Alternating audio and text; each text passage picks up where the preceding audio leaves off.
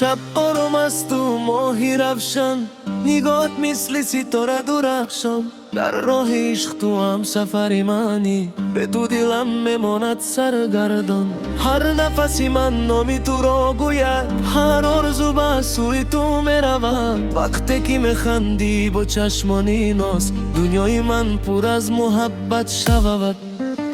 دستت را بیده تا راه رویم، در کوچه های آرزوها یک جا شویم. قصه ما مثل افسانه است که در دل ها تا ابد میماند. تو نور دلی من، تو بهاری من، تو آرزوی شیرین شبای من. با تو کهان رنگی دیگر دارد، تو مهربی با گریزگاری من. تو آهنگی دل، تو سرودی من، تو خوشبختی همه عمری من. تو هستم، تو را تو است خواهم داشت، ای محبوب ترین یاری جانی من.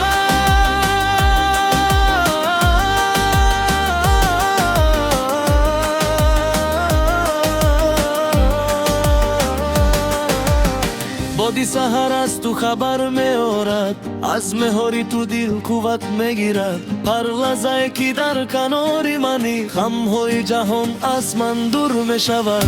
چشمانی تو بحری آرامیش است، لبخندی تو مثل آفتابگر.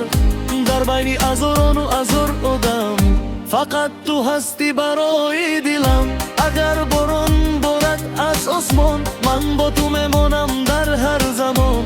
اگر راه دور شوند ازم، محبتی ما نمیشود بینورم. تو نوری دلی من، تو بهاری من، تو آرزوی شیرینی شبای من.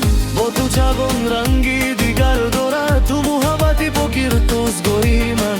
تو آهنگی دل، تو سرودی من، تو خوشبختی همه عمری من.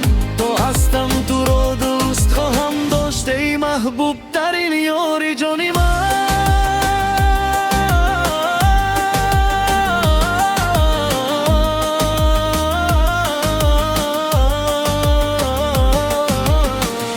در زیر ماهی پر نوری آسمان، میماند عشقی ما جاویدان. نامی تو در دل مثل یک سرود، تا آخر عمر خواهد ماند.